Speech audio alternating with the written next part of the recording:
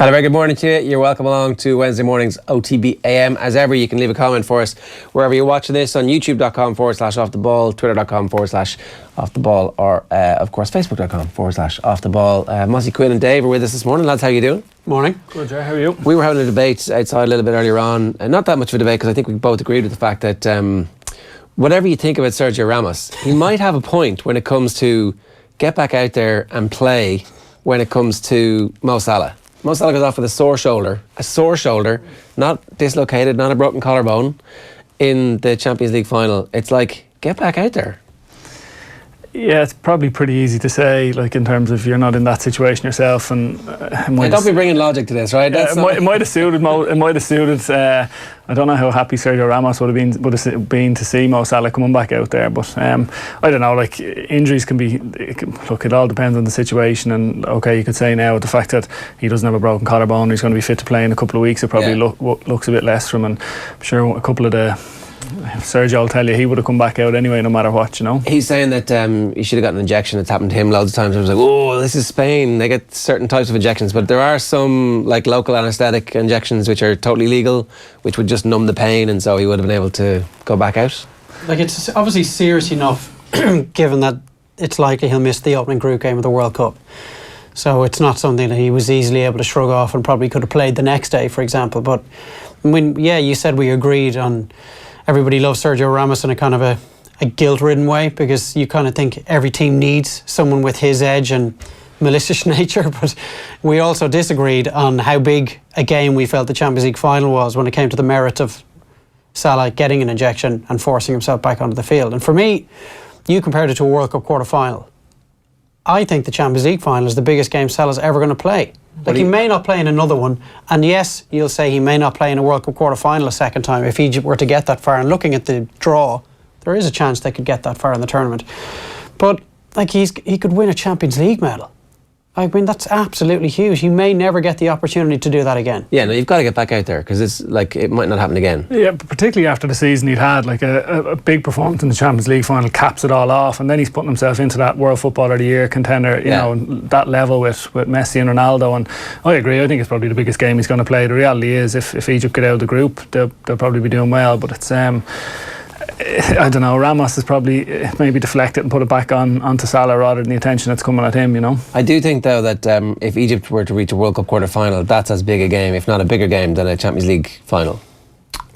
That's a once-in-a-lifetime, history-making, entire country, tens and tens of millions of people in your country, where you come from, actually on the global stage, and everybody is tuned in. The whole world is watching that. Champions League final happens every year. It's a great thing, it's very important and all, but World Cup quarter-final versus Champions League final, give me a World Cup quarter-final any day. I don't know, like he's going to slag me off now because I used this line out in the office earlier, but, you know, show me the match programme from the World Cup quarter-final I lost, but here's my Champions League medal. Like, a Champions League medal is just the crowning glory in a player's career, unless you happen to win the World Cup, which Salah will never do with Egypt. Plus, if Egypt got out of their group, they're going to be feted and lauded anyway. I mean, no one's getting any praise Liverpool way. Liverpool aren't getting praise their way for losing the Champions League final. But I suppose when you think about Irish soccer teams and what we think about now, we think about World Cups, and we grew up watching Italia 90 and USA 94, and we can remember to the day, like, Ireland going and beating England and even Euro 88, and then the performance against Italy in the This isn't about us, though. This is about the player. But what I'm saying is, from Salah's mind, from his point of view. Yeah, but maybe he's looking at it from an Egyptian. He is looking at it obviously from an Egyptian point of view. Like, if we were looking at it from an Irish point of view, I suppose it'd be like if we took a step back a couple of years ago and said, well, if Robbie Keane was in the same situation, would he look at it and say, well, I want to win a Champions League, whether he was with Liverpool or wherever it was, or would it be a chance to lead Ireland into the knockout stages of a World Cup? Champions League medal, please. No way! Yes! You're playing the World Cup quarter-final. If you win that game, you're in the top four of the world. I'm still on the Champions League medal side, but I can see a little bit of the argument. If you'd sat down with Salah before kick-off and said, look, we have a chance by some sort of supernatural being getting involved to make this go your way tonight, but you're not going. If you win and walk away with the trophy and the medal this evening, Egypt won't get out of the group in the World Cup. I know what way he's going. What about? Do you know what? I'll take my chances tonight. Thanks. What about Gareth Bale? Like, in terms of the Euros he had a couple of years ago, the run they went on with Wales, and okay, he might be like, no one remembers that internationally now in terms of, okay, Wales had a good tournament. Whereas now he's 4 Champions League in 5 years, and he obviously has one of the best goals ever. See, it happens all the time. The Champions Leagues happen all the time. Yeah, but that's what he's going to be. Him reaching the semi-final, I suspect, in his mind, is actually a much greater achievement. Oh, it's a semi-final now. In the quarter-final at the beginning of the argument. Look at this ball here, right? That's the World Cup 2002, signed by every member of the team, except Roy Keane. Is Roy Keane more pissed off at not playing in that World Cup or not playing in the Champions League final in the treble-winning season? Not playing the Champions League final. What? Of course he is. So you're having me on. Definitely the Champions That's League. That's a completely wrong example to pick if you want to win this argument. Roy Keane missing out on the World Cup he that doesn't he give two dragged the shits team about to. missing the World Cup in 2002. Are we going to get to talk about Saipan now? Are you joking me?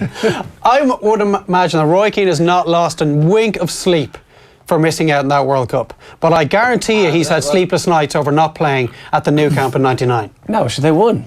He got the medal. That annoys him even more. No. I actually, all of the literature says that not playing in the World Cup was like this massive, traumatic, life-changing event for him. He was never the same player afterwards, really. But that wasn't necessarily because he didn't play in the World Cup. He was 32 at the time. His powers were on the wane. Look. And he was in a Manchester United team that was suddenly going nowhere. It's probably, you'll likely be at a press conference with him at some stage next couple of months. Maybe you could ask him for us. Yeah. What's his biggest regret, you know? Apropos of nothing, Roy. I'm sure I'm sure it'll go down well with him anyway. He loves being redirected elsewhere. Yeah. But I was happy to have the argument with you until you brought Roy Keane in. For me, I think if you give Mo Salah, like, you have to go out. I'm going to have to give you an injection into your shoulder to play for the rest of this game, and it's the Champions League final. We know he doesn't take it, but if it's the World Cup quarter final and it's scoreless for Egypt, he's taking that injection 100% and twice on Sundays. No, not for me. No, I think the way he left the field as quickly as he did playing for his country, Kiev would tell me that he was, no matter what the magnitude of the game, he was going to leave the field. It was almost categorical within 60 seconds of the incident that he was leaving the field. You must know there's a good chance he's playing so well. There's a good chance he's going to be in a Champions League final again at some stage in his career. There's never going to be another opportunity for him to play in a World Cup quarter final. And who knows, like, what happens in that game? Like, I'm not saying that it's automatic they get beaten, because World Cup quarterfinals go to penalties. Teams have a man sent off. Weird stuff happens. Same as Champions League finals. Yeah, but you get there every year. There's like the group stages happen next season. He's like, yeah, okay, we were there last year. I've got one of the best managers in world football. And all that goes through his head in the 2 minutes that he's injured. No, but I just think that I think that Dave's point is that the Champions League final is a bigger game than a World Cup quarter final for a player like Mo Salah, and I don't accept that. Okay, but I still maintain that it is a bigger game. Well, there you go. And I'd like our listeners to weigh in on this. Yeah. Our viewers, please. Hit us up there on Twitter, @OffTheBallAM. Plus, also tell us, do they believe Roy Keane, in his mind, feels that the World Cup, missing out in 2002 in Japan and Korea, was a bigger miss than missing the Champions League final? We had a realistic shot. Look at how crap the tournament ends up being. I would say United, having won the game, pissed him off even more so. Maybe it pissed him off, but at least he still has the medal, and like he's been an important part of it. Medal that's worthless to him. It means absolutely nothing to him. It's like the guy in an All-Ireland final who doesn't get a single minute on the pitch, walking out of Croke Park that night with his medal. You got one of those. Thanks. Jesus, Dave. I was on your side up until that one. Well, that might be the most awkward moment in the history of OTBAM. It was a little side eye as well. Yeah, just to make sure. Yeah. Sorry. Show us your medals, Dave. Wouldn't help myself. What have we got coming up on the show today? I'm going to tell you now. Loads and loads of GAA chat, obviously. We are going to hear from James McCarthy, who should have been Footballer of the Year last year, obviously, a little bit later on. He was in studio with us last week ahead of the Dubs in action this weekend. We'll talk about the general lack of coverage of the Gaelic Football Championship so far, and this is something that Dave feels pretty passionate about as well. And we'll bring you through the sports pages, and we'll also talk about the NBA, where the Cleveland Cavaliers are 2-0 down and have a home game against the Warriors around about 1 o'clock tomorrow morning, Thursday morning. Apparently we've got a poll running. Is Dave right, basically? Would Roy be more pissed off for missing the 99 Champions League final of the 2002 World Cup? Is that the point I was making? I suppose it is. Yeah, it's not Salah related, but it was kind of a tangent we went off on. And a Roy Keane poll will definitely get more votes than the Mo Salah poll at the moment. Always. Right, so let's bring you through the newspaper headlines. It would have been a good idea for me to have some of the newspapers in front of me there. So I'm going to start with the Irish Independent. I'm going to start with the Irish Independent, bringing the back pages here. So the back one here is United Eye Alderweireld after sealing deal for £52 million, Fred. That's and then Sexton and O'Mahony in captaincy battle as Murray targets glory, and Ramos mocks Red's reaction after Carey's concussion. That's kind of why we were talking about Sergio Ramos. We'll talk about that in just a moment. The Sexton and O'Mahony story, it looks like one of them is going to be captain for the first game, one of them is going to be captain for the second game, which is kind of not the worst idea. Like, they both deserve to be Ireland captain. It seems to be a big deal in rugby, and yet they're both excellent captain material, so make them both captain. I don't know that there's a wrong choice there. I suppose it's just balancing up in between within the team dynamic who they think is the better fit, or I won't say more natural leader. They both seem to have all the qualities required, so I think it's probably a good situation for Joe Schmidt to be in. Yeah. But the first thing is that the two of them have to be on the field at the same time, and if they are going to shuffle things around over the course of the 3-test series, there's a good chance for the 2 tests that Sexton starts the first and doesn't the second, and O'Mahony vice versa. We don't know yet, because the competition in the back row was absolutely fearsome. But all of this is in the background, on the backdrop of Rory Best, and whether or not he's going to be fit and available for the World Cup next year, and if he is, does he definitely lead Ireland into that World Cup? Does he get given the captaincy heading into the Six Nations in 2019?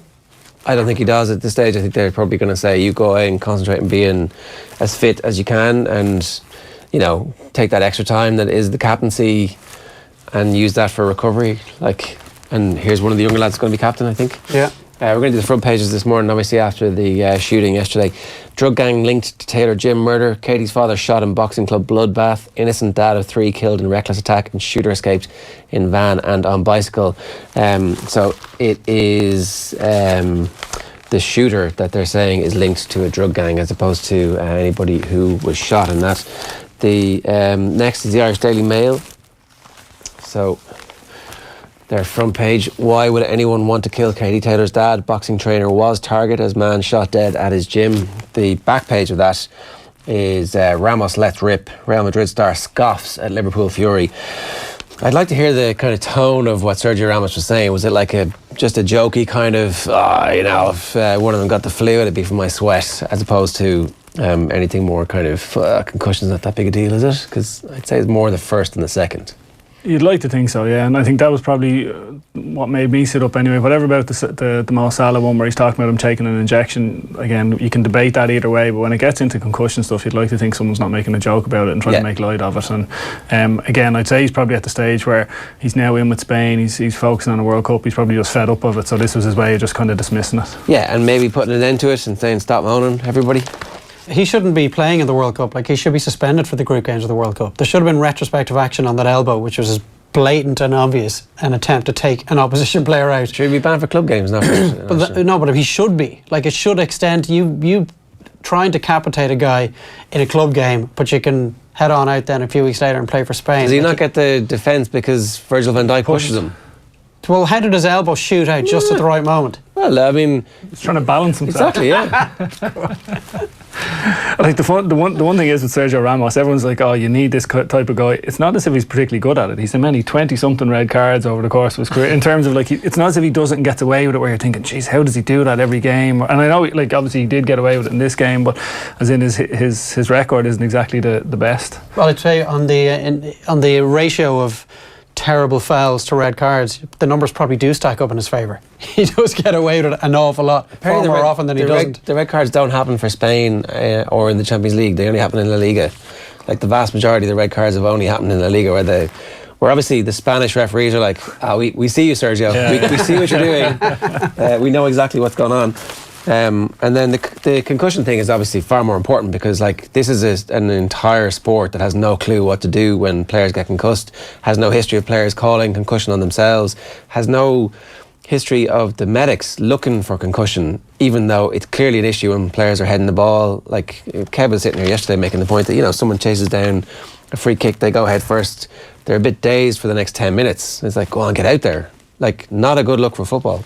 No, but to be honest, the reality is the only reason it was probably looked for in Karius was the mistakes he made, as in, I think a lot of people associate concussion with that real smash blow and where they're actually unconscious, they're on the ground, or you see it a lot in rugby or sometimes in GA. Whereas with Karius, he did get the elbow, but he kind of jumps up real quickly and he's roaring and he's trying to talk to the ref, so it didn't seem like he wasn't out. Like, none of the obvious signs were there.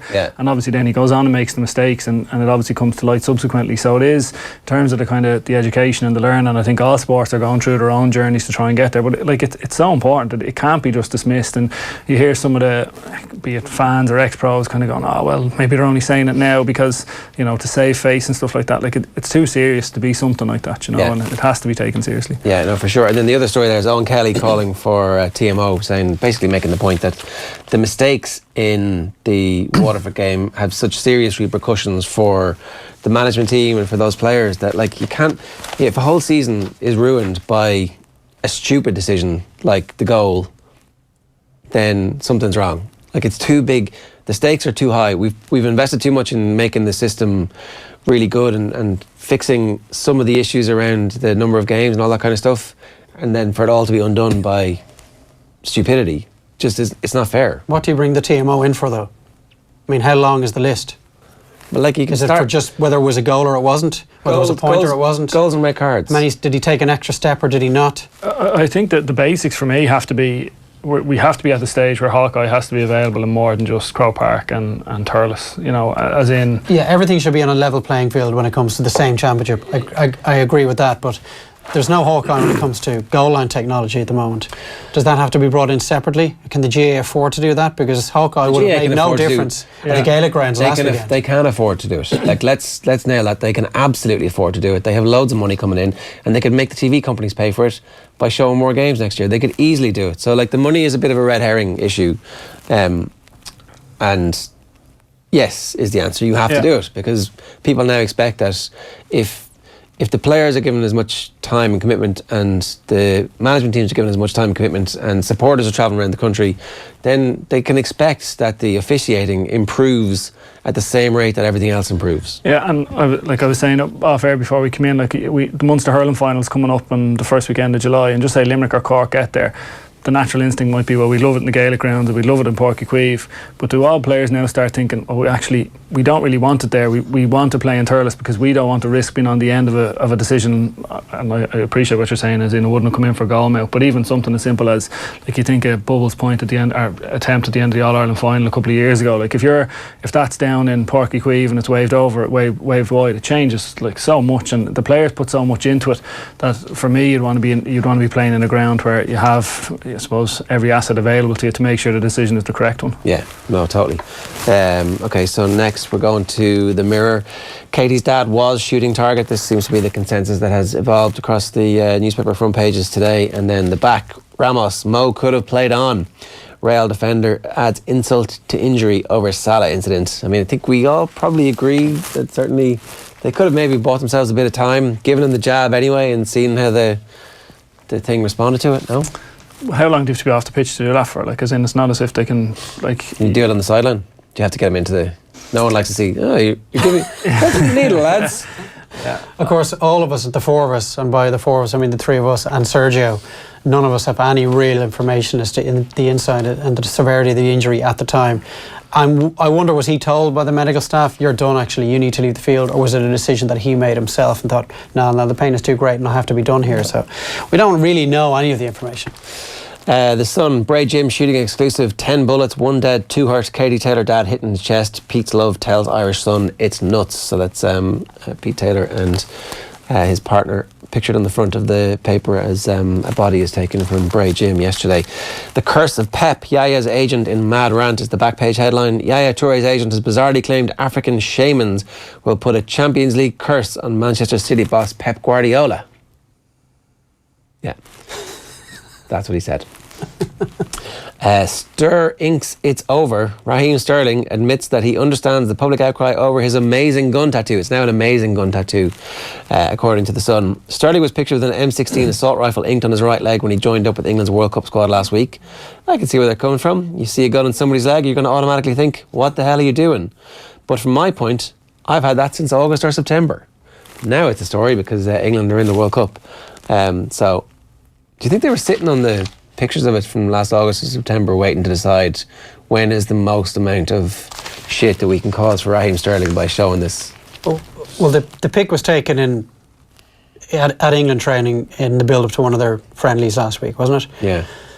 Is there a chance that was the first time his leg had been photographed in that way, at that angle, and it was the first time the M16 had become visible? Maybe there is. Or maybe there isn't. Yeah, like the only other situation I know, obviously all the Premier League teams would have their training sessions photographed, and so but the reality when he's playing in games is obviously his socks up, his shin pads on, whereas unless it was caught previously in Man City training, they waited. But again, I was going to say you could give them the benefit of the doubt, but it's the English press relating to the English soccer team. You definitely can't.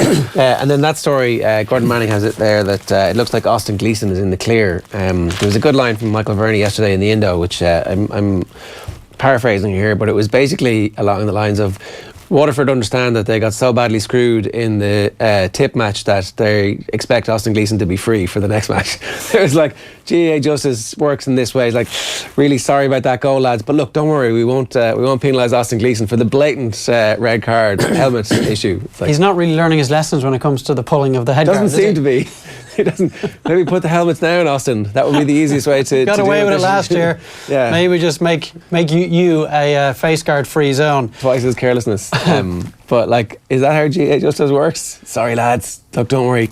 We'll find some way to get you back. It's kind of like the referee evening things up. It's just like a more macrocosm view of that. I think so, yeah. And I actually thought that watching the game at the weekend when the umpire waved the point attempt, Ronan Mars' point at the end, he waved it wide, and you'd wonder, was he thinking, oh geez, maybe I shouldn't have given that goal. We won't give this point. And again, maybe look, the referee called it pretty quickly that it was over. And, but yeah, I'd say there's an element of that comes into a lot of the GAA decisions. Wasn't that the way that Ger Gilroy saw the justice system of the GAA back in '98? Well, look, if you give these lads a replay, we'll make sure Colin Lynch is available. And then they turned around and suddenly the match was replayed and there's no sign of Colin Lynch. Yeah. So something I'm sure Ger has got over in the following 20 years. Yeah. The front page of the Irish Times today, or certainly their sports section, is Darragh O'Shea, his usual column in the Times of a Wednesday. Umpires exist at the bottom of the GAA food chain, and he tells an interesting story about an umpire coming into him at half-time in a changing room when Darragh's changing his studs, and the umpire says, yeah, you made the wrong call on the studs there for the first half, didn't you? And Darragh's thinking, isn't he great? He gets to go home now after this game and tell everybody a story about how he was advising the Kerry lads at half time. He doesn't come across as a huge fan of umpires, but he does have sympathy for them, for the fact that you only give out about them when they actually make a mistake, and no one mentions them from one end of the year to the other. Yeah, the other story on page 1 of the Times Sports section is O'Brien is an open book as he plots Carlo's next glorious chapter for Ian O'Riordan, starting to build up to the Leinster football semi-finals, which are in Croke Park this Sunday. 15 games across hurling and football in the GAA Championships this weekend, 3 the following weekend. So you better enjoy yourselves this weekend, folks, because you want an awful lot to get into next week. The Examiner today, it's staying cool. There's a very interesting piece about the Irish rugby team ahead of their first test of the 3-test series against Australia in the next few days. Donald Lennon has a good piece about Carberry and Jonathan Sexton. But staying cool, why Ireland players won't be unsettled by hype and expectation, and a rather fetching photo of Conor Murray. Michael Ryan, relegation will do awfully good, says the Lake County boss. Easy for him to say, he's not the Offaly manager. The front page of the Herald today, again, all of the a lot of the papers going with the story from Bray Boxing Club yesterday. Boxer killed as Katie's dad shot in gym bloodbath. And on the back of the Herald this morning, we don't fear the Dubs, says Turlock O'Brien. So that's not quite what he said. No. Plus, he doesn't need to fear them just yet because he's not playing them yet. They might fear them if they make it to a Leinster final and get beyond Laois. That's your textbook dressing room material for the Laois lads this weekend. The Laois manager's definitely going to walk in and say, look, Carlo already talking about playing Dublin in the Leinster final this weekend. And then Paul Lynn saying Jose must use Fred for change. You've looked at a bit of Fred on. He's got a great YouTube highlights reel. There's a few decent YouTube highlights reels and I enjoy them, and it makes him out to be an absolutely phenomenal footballer. he's left-footed, but he's got a brilliant right foot as well. He's shooting and scoring from range, and his eye for a pass is Iniesta-like. But all the clips are from the Ukrainian top flight. Yeah. I would have a few questions and a few warnings as well. I remember when Anderson signed for United, looking at his YouTube videos and thinking they've signed an absolute genius here. I remember when Aquilani was signed by Liverpool to replace Xabi Alonso. He just looked like a wonderful footballer with all the skills needed to survive in the Premier League. He's just been released by his latest Italian club, and he's on a free transfer now. And I would also ask, he's 25. Why is he only now getting moved to a big club? Why has he only been capped 8 times by Brazil at the age of 25? And he's never scored more than 4 goals in any of his 5 seasons in Ukraine. I mean, 4 great goals, though. When you stick them all together, it's like, that's 20 goals. The highlights reel. One of the YouTube highlight clips I was watching was 5 minutes in duration, but after 2.5 minutes, they started to show free kicks that had been saved, or shots that had hit the woodwork. So I'm thinking, they've already run out of material here. Maybe they should have kept the video to 2.5 minutes. But potentially, in what I was watching and clips I've seen of him in the Champions League, they bought a really good player. But think of the likes of Cleberson, Varane, those kind of guys United have signed for their midfield in the past. A lot will depend on what Jose does with them as well, though. Like passing it sideways. Jose Mourinho can easily beat all that skill out of him and that creativity. But the chances of him playing in a 3 behind Lukaku with Pogba and Alexis Sanchez is pretty mouth-watering. If you've got 2 lads backing them up, like maybe Matic and one of Herrera and Fellaini. But is he not more of a holding midfielder like a Herrera? He's more a Herrera than a... Well, he would be a massive upgrade on Herrera if you play him in that role. But I'm not sure Jose Mourinho will see him that way. That's the problem. And he's going to play as part of the front 3. No, not a front 3, as in the way they've been playing this season, a 3 behind a front man and then just 2 in behind. That means he would have to change the way he's playing.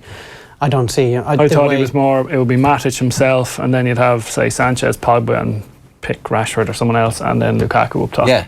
It'd be more him and Matic. Is that not what he's been signed to do, though? See, I just don't know. Because Mourinho, he likes 2 fairly... defensive looking guys who are really interested in a tackle, guys who are happy to do whatever the manager asks of them, and in Matic and Herrera he's getting exactly that. I don't know enough about Fred to know whether he will just take the instruction from the manager and do whatever it is that he wants from him. Right. It was remiss of me to forget about Fellaini as well there. I probably should have name-checked Fellaini as well. Well, who knows, he could be at Arsenal by this time next week. So the Star, which I forgot to do earlier, Bloodbath at Boxing Club, and this is a picture of the 3 victims of the shooting, including Bobby Messett, who obviously was killed by the gunman in Bray yesterday. Pete was the target, Pal killed as 3 blasted in hit on Katie's dad. And then the back page of the Star is Touré's quids in for top 6. In the middle of that rant from his agent, Yaya Touré will play for £1 a week, apparently, obviously with some bonuses and if he, some appearance fees, but he's willing to play for any of the top 6, with the exception of Man City, for £1 a week. Pressure mounting on Mickey Hart. We'll get to that in a couple of minutes. Fred Devil, Mourinho splashes €60 million on Brazilian ace, and Bonner, victory all that matters. So Donegal don't really care too much about the quality of their performance at the weekend, but what they want is victory. Yeah, a couple of the English papers just to finish things off as regards what's going on in the press today. The picture you see is of Novak Djokovic. This is the Guardian, rather. Djokovic down, former champion crashes out to world number 72. Cecchinato in Paris then says he may skip Wimbledon. And as Ger's already been referencing sterling response to gun critics, I can see where they're coming from, but it does not affect me. And a little story, Ger, I'm sure I will have caught your eye about Aston Villa. Yeah, they're in turmoil. HMRC threat over tax bill and club suspends chief executive. It's been a very bad 10 days or so for Aston Villa Football Club on the back of the playoff defeat. And the front page of the Telegraph sports section, doctors demand new rules on head injuries. Football is told to clean up its act after Karius' extraordinary concussion diagnosis. All right, so we had James O'Donoghue and Colin Cooper in studio last week for a corner forward masterclass. You can watch the full piece over at youtube.com/off the ball. Have a look. In the full forward line, a lot of it is actually wrestling. Because you're there, right? If you're playing in the corner, you've got a sideline, you've got an end line. If the linesman is up the field, who's protecting you? Like the umpire? So you're kind of getting stuck in your man's getting stuck in you, and he's got 2 defenders. He's got the end line and the sideline. So a lot of it is kind of just grappling and trying to get free for a second or 2 at a time. So it's like they say, for midfielders, the most difficult thing is getting your jumping position. Like there's real sharp elbows going there. It's probably the same for the forwards. You know where you want to go. The back probably knows where you want to go. So you have to fight it out to see who's going to come out on top. That's exactly what I mean then about the magic happens when you're not where you're supposed to be, because he doesn't know then where you want to go. And suddenly the ball, you just kind of give a little push and you're kind of backtracking and you're in on goal or something. It's an unnatural kind of the most successful players, you don't know what they're going to do next. They don't do the same thing all the time. So that gives you a massive edge if you have that capability. I missed that the first time. You just give a little push and you're suddenly through in goal. It's like, the dark arts, Kerry style. You're corner forward. They learned from 82, didn't they? They've been... Yeah, I watched it last week. I was interested listening to it, just listening to the two lads' insights into it, and they're obviously not wrong in terms of there's not too many better guys to kind of explain corner forward play. And in terms of, for me, it's like movement and just obviously trying to get that separation from a back. And like James definitely has more pace than I ever did, so it's one of those things where you're trying to rely on making multiple runs to try and make space and try and give as big of a target for the guy kicking it in. And sometimes it depends on who's kicking it in, what run you make, because guys kicking it in have different skill sets as well. So if I won't name check anyone, but if a midfielder has the ball and you might need to show out to the sideline where he's more space to give it into, whereas if someone else has the ball, you might. Whereas if Jim McCarthy has the ball, you can go, I'll have it there, please. You can make any run, and you make the most dangerous one that's in your head, and you try and get close to the goal, and chances are he'll get it to you, So they'd be all the things you'd have. Well, I'd have anyway in my head in terms of trying to get. One of the things that struck me asking or talking to the lads and watching it back afterwards was, sometimes not moving is also like, if because you see Messi and frequently he doesn't move, he just waits for the play and then makes his run. It's not knackering yourself out, or how does that work? Yeah, and sometimes it unnerves a defender. I suppose it depends on what your system is up front in terms of, a lot of the time corner forward, a lot of the time it's two inside. You rarely see teams playing three full forwards, traditional full forwards anymore. Yeah. So it's generally two inside. So whether you're working off the other guy, so if he makes a run, sometimes you have to go into his space to try and work together. But if you can't hold that, like, there's no point running if your full back line are coming out with the ball. There's no point in you running 20 yards here, 20 yards there. So sometimes if you can walk, or I find defenders generally don't like walking towards their own goal. You kind of bring them in closer to their own goal. They're trying to get back out as far away from the goal as possible. So again, it's just trying to create that matchup, knowing who you're up against, what he wants to do, where he wants you, does he play from in front. And again, you have all this information in your head before you're going into it, so it's trying to work it out to the best that you can do. Do people coach you in this as you go along?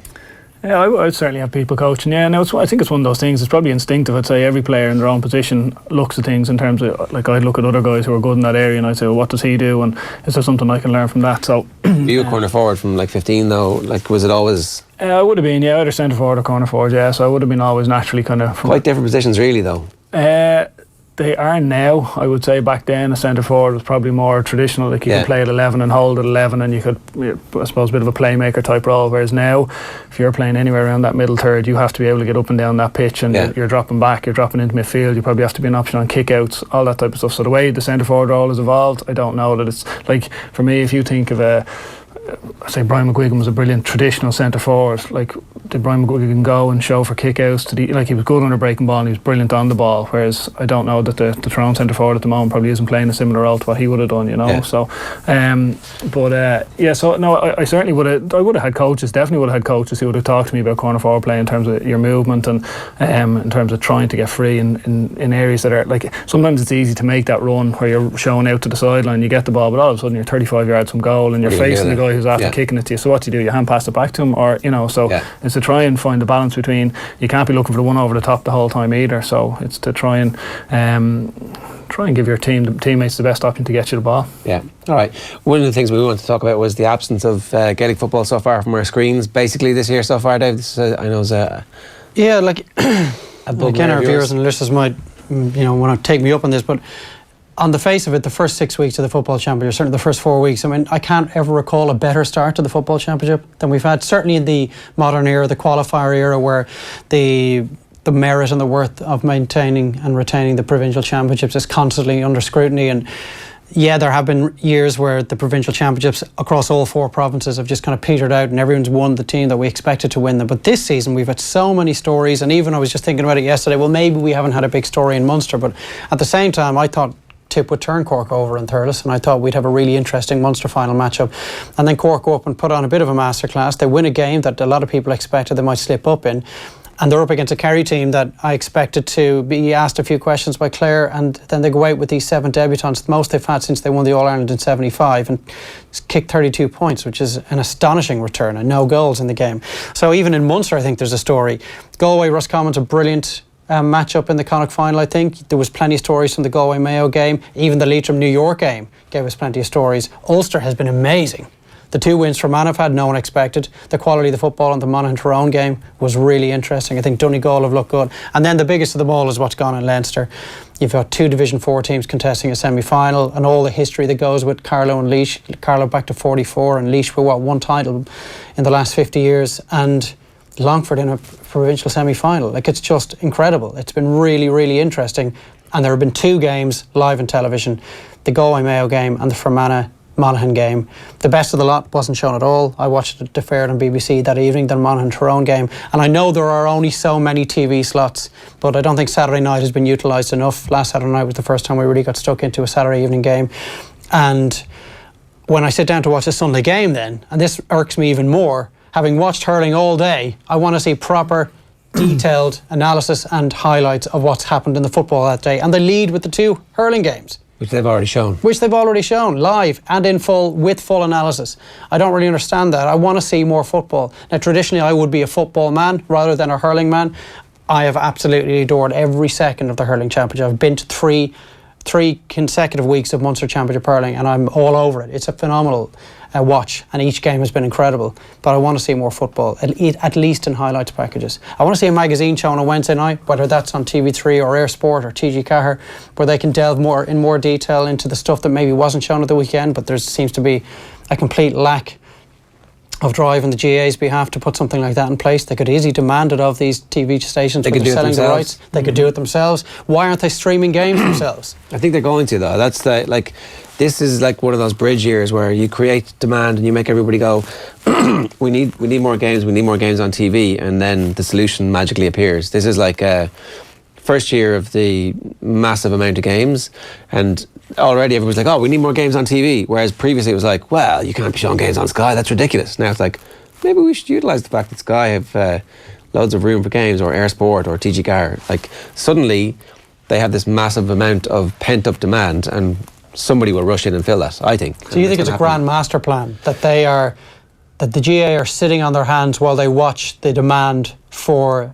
additional games, additional highlights build over a 12-month period, as opposed to them signing a 5-year contract with Sky and RTÉ Television, and then 12 months later completely restructuring both championships and both codes, which then bore no resemblance and no alignment to the way that the TV contracts were signed, and then going, you know, we've been very happy with how it's worked up until now, which is exactly what they said. We're just going to leave it as it is. So you don't think it was a case of them making up as they go along. You think it was a case of them thinking, well, let's just give it a year, and then we'll have all the cards in a year's time, because people will be desperate for more games. Then we can go back to the negotiating table with Sky and RTÉ and sign a better deal. Yeah, I don't think it was part of a master plan. I don't know if it was I don't think they expected to get the reaction it's probably got, the pickup it's got already this year.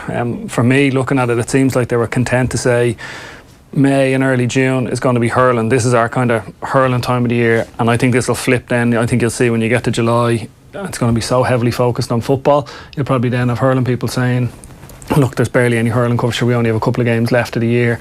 So it's probably the nature of the schedule and the way it's gone. And I'd imagine it'll probably tend towards they'll end up showing more games, I think, on their own platforms, or I'd imagine that's where it's going to go. I don't know if it'll come from through the TV companies. I definitely think that the midweek show, or people talk in the past about the Monday Night Football with Neville and Carragher in terms of the Premier League, how something like that isn't in place is crazy. It's beyond me, because even doing it on a Sunday night, like you said this weekend, right, there's what did you say, 15 games. So you've a 2.5 hour slot on Sunday night to fill that with 15 games. There's no possible way you can do that justice in terms of showing enough coverage, showing match reaction, showing what you have to do. So you nearly have to accept, so there has to be something looked at there where they say, okay, well, if that's the brief highlight show for it covers all 15 games, gives everyone a flavour, right, you can go into work on Monday and talk about the key talking points. But there has to be an opportunity, or else could they not, again, they could still do this now on GA, go put the games up the next day. I know they have highlights go up on GA now, put the full games up, put them up, and then allow somebody to analyse them then on the Tuesday or the Wednesday. Or at least just a 10-minute package from each of them, because, like, you know, this weekend in Navan, Tyrone are playing Meath.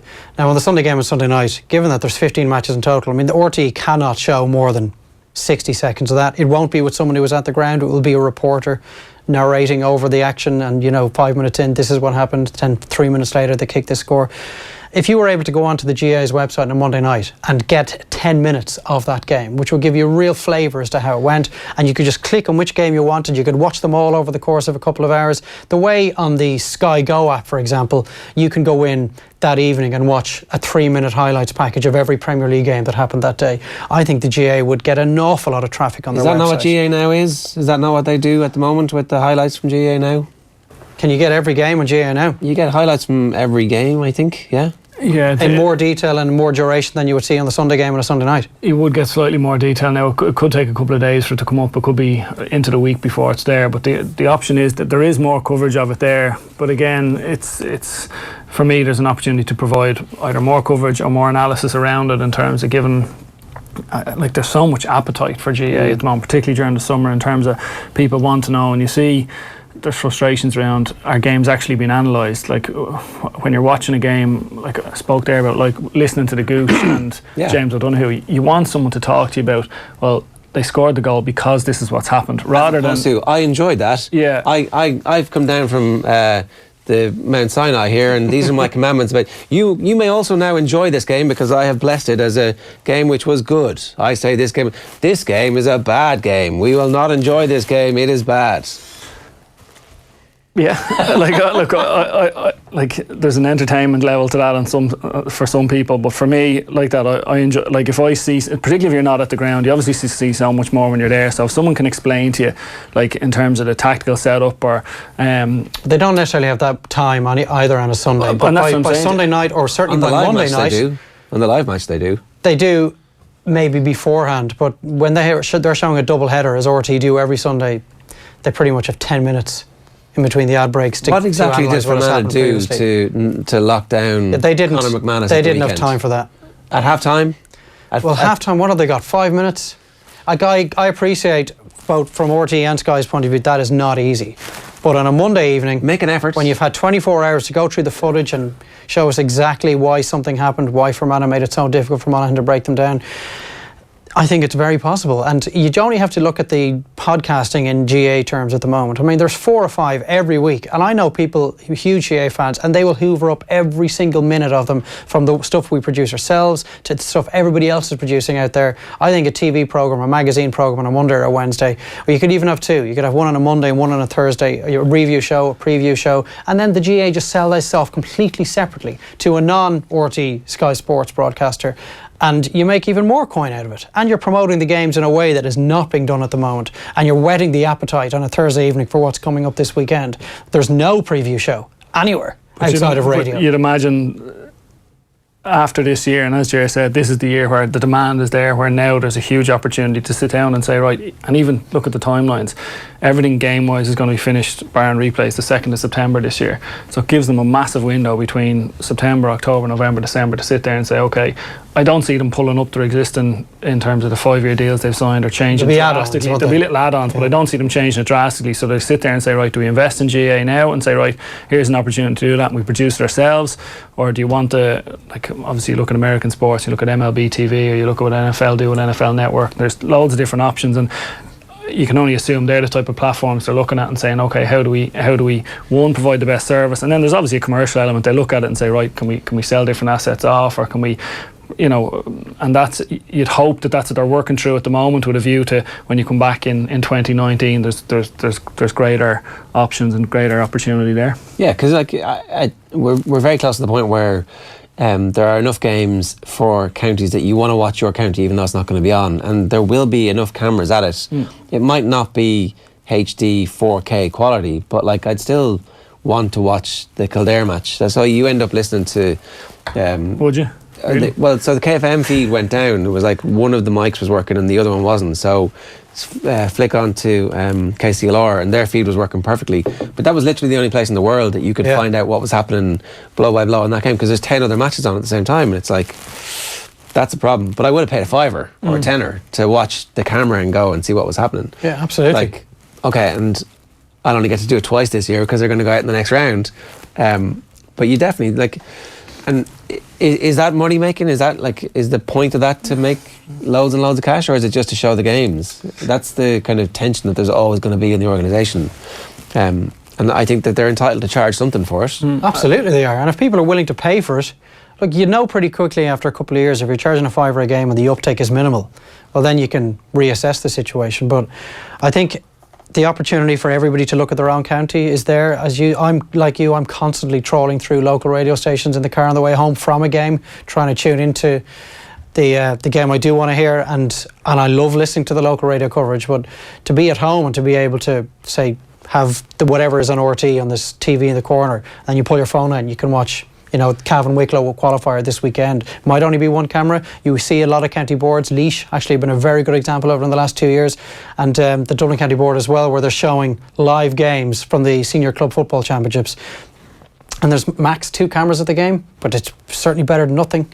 And it's a pretty good camera angle. You'd be perfectly happy to watch that. Yeah, like they might, again, paying for stuff like the GA obviously get hammered so much in terms of some of the commercial stuff that they do, and they're obviously getting stick for bringing Sky in and people having to pay for games. So they might be reluctant to say, well, if we put up in GA now and start charging, what does that make us? But you put a package together and say, okay, you can, if you just want one game, you can have that €5 option. But put an annual pass or a league pass or whatever it might be, but back it up, put archive games on it, put up, okay, you're a Kildare fan, here's a couple of games from the mid-90s, whatever it might be, or Dublin game, like you can watch, do you want to watch the 2011 final, and you have that archive there. And again, it just adds to the content that's available. And if someone says, oh, well, you're charging for this, and you're saying, yeah, but you're charging for a back catalogue of games, you're charging for so much, and they have it there, so it's just a platform it needs to go on. And look, I think it'll be minimal. Like, again, it's one of those things, from a commercial point of view, you're not going to be charging through the nose for it, but if it's not a nominal fee, but if it's reasonable and realistic and you feel you're getting enough value for it, people are going to do it, they'll take you up on it. Yeah, and like, there will be enough games. There are so many games on at the moment that you realise that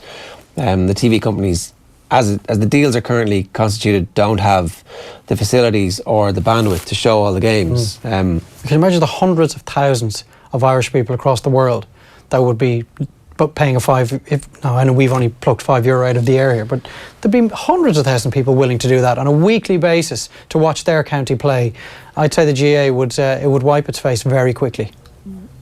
I think as well, this is the piece, this is the moment where the Sky deal and the antipathy towards it disappears, because everybody realises that we need more than one broadcaster, and you need the opportunity to actually get out there and promote it. So by having this many more games on, all of a sudden it looks like actually we need more than one broadcaster, and there's those ones over there. maybe it should be TV3, maybe that's what some people in the GA are still going to argue, but like, it's inarguable that you can't just have one broadcaster in RT at the moment who are incapable of doing all these games the full justice. Yeah, I don't think having a monopoly on that side in terms of media is of benefit. I think the more companies that can do it, I'm not saying you have 5 or 6 of them to do it, but absolutely you need to spread it out a little bit and make sure you can provide the different types of coverage and different qualities of coverage as well. In fairness, it's been 15 years now since RT last held monopoly on the GA TV rights, but I think what we're arguing here is it should be more. There should be another broadcaster brought in. You see the job TG Cahir does in club hurling and league hurling and football. I mean, they do an incredible job, and underage, minor and under 21 as well. Ladies football as well, they do a brilliant job. Yeah, so there is so much scope, I think, and eventually it's the tip of the iceberg. The GA will get into this. I just like to see it happen now. Yeah, and maybe this is exactly the year that we needed to do it. Just on Roy Keane, Saipan and the Nou Camp. Info from the Keane Vieira doc on ITV. Keane revealed he at first felt he didn't deserve his Champions League medal after missing the final through suspension, but he added that his views had softened on the matter in recent years. Roy said if he could change one thing about his career, it would be to play in the 2002 World Cup. Boom. I don't believe it. You don't? I'm not having it. From his own mouth. Yeah, I don't. Champions League World Cup. Keane said in the Keane Vieira doc that his biggest regret was not playing the World Cup, and as time has passed, I've stopped now. I played 90 minutes in all the other games in the Champions League. There you go. Exactly.